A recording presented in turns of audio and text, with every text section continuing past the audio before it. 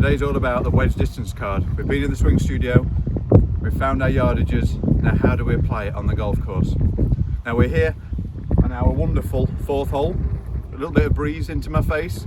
So I've got my yardages here, and I've also got my Sky Caddy. I can see here that we've got 70 yards to the front of the green, we've got 85 to the middle of the green, and we've got 95 to the back of the green. So 95 yards to the back of the green, the flag's in the middle of the green. Now, I think we should be focusing more on the back of the green, because as much as we like to think we do, we're not going to strike the ball perfectly every single time. So I'm going to do that on this shot. I'm going to think of the back distance of 95 yards. So for me, that is a chest to chest with my gap wedge. So I've got my gap wedge here. So I now know that if I hit this as well as I can, chest to chest with a gap wedge, it's definitely not going to go over the back of this green. So I can commit to it, and let's see what happens.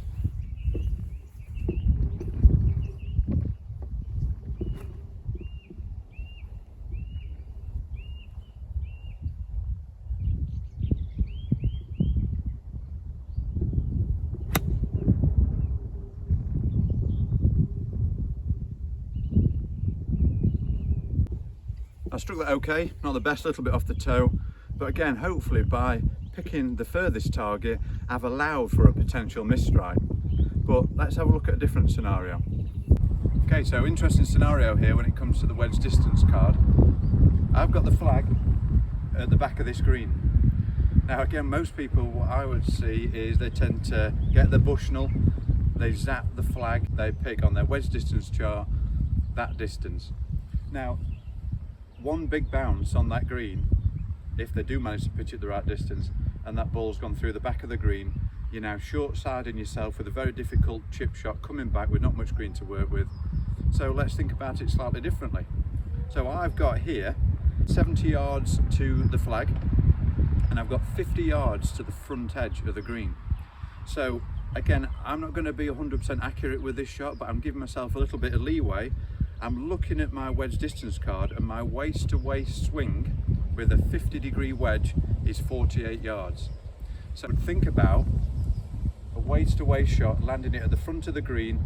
If the ball releases up to the flag, great, we've got a good chance for birdie. But if I do hit it a little bit too hard, I've now got a bit of leeway. So let's give that one a go.